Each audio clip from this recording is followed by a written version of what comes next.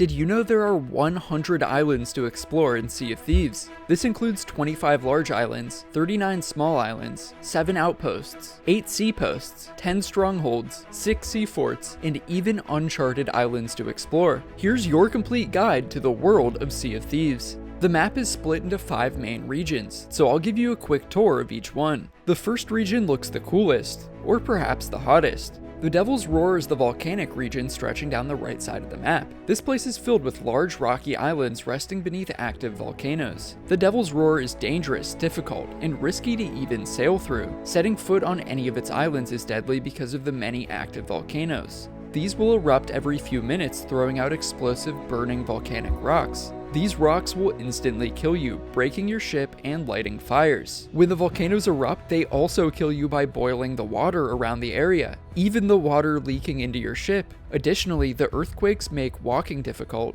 and geysers will launch you into the air and kill you from fall damage. And of course you'll find the usual NPC enemies here, like skeletons, phantoms, and ocean crawlers. I would not recommend traveling to this region as a new player, but as dangerous as the Devil's Roar is, there are 2 benefits of going here. The first is that you can do special Ashen voyages here to find valuable Ashen loot. This treasure is high risk, high reward. Second is that this region is the only place where you can hunt for the rarest loot item in the game, the elusive Box of Wondrous Secrets. It can spawn randomly in this region, but few players have found it here. The Devil's Roar is the smallest region with only 1 outpost, 1 fortress, and no sea forts. But there are 14 volcanic islands to explore here, if you enjoy being burned alive.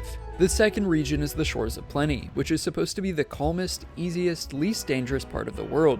Officially, this region is under the control of the Merchant Alliance. This part of the map is supposed to look like the Caribbean during the golden age of piracy. You'll notice you're in the Shores of Plenty by its light blue water and lush plant life. You'll find 2 outposts here, being Sanctuary Outpost and the giant town of Port Merrick. This is definitely the coolest outpost in the game, and the most fun to explore. There are 3 fortresses in this region.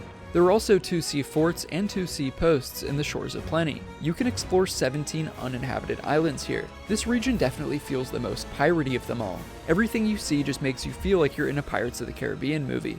The third region is the Wilds, and this place looks like the complete opposite of the last one. The Wilds is supposed to be cursed and dying. It's dark, cloudy, and depressing. Instead of tropical jungles, we see dead landscapes with washed up sea monsters on the beaches, and shipwrecks everywhere. The water here is dark greenish yellow. In the lore, this whole region is supposed to be haunted, which is why it's under the control of the Order of Souls faction.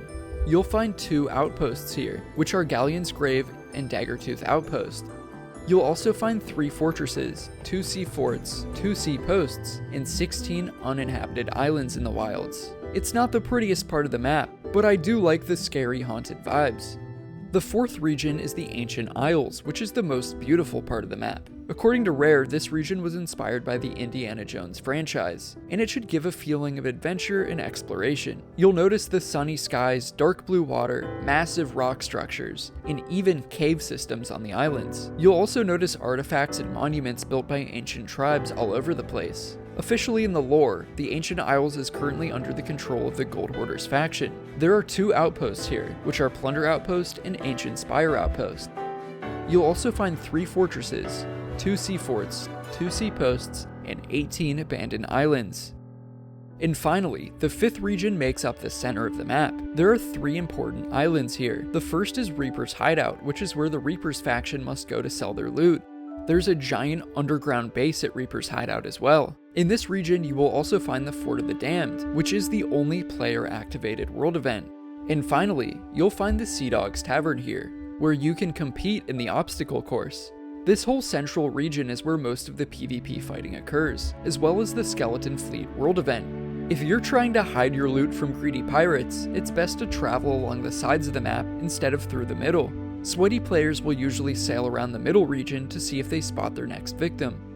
If you sail to the edge of the map, you'll reach the deadly Red Sea. The sky will turn black, and the ocean will turn to blood. Sharks will circle you in the water, and holes will start opening up on your ship. Sail too far out, and you will sink. This is definitely the scariest way to close off the edge of a map I've ever seen. You'll notice there are always 2 hurricanes moving around the map at all times. These should be avoided if you can. The wind will slow your ship, lightning will strike you, and the waves will break open holes. The storms absolutely suck, but you have to admit they look pretty cool. The last thing I want to mention is world events. There will always be a world event active somewhere on the map. You'll notice it by looking up at the sky and seeing a weird cloud. These clouds will draw in players from all over the map to fight each other and steal the loot. If you ever look up and don't see a world event cloud, it means the Kraken is hunting someone on the map. And I still haven't even mentioned everything that's under the ocean for you to explore. You'll find coral reefs, caves with puzzles for you to complete, and lots of sirens to fight. It's crazy how much there is to discover both above and below the ocean. The size of this open world is absolutely insane, but what's crazier is how much effort and detail was put into designing each and every island. This game is actually beautiful, and exploring each region feels like walking through a work of art. The best part is that this game really rewards you for exploring and visiting islands on your journey. If you look on the beaches of any island you pass, you'll spot washed up supply crates, treasure, and rowboats. Stopping at islands to explore is actually a fast and free way to stock up on resources for your journey.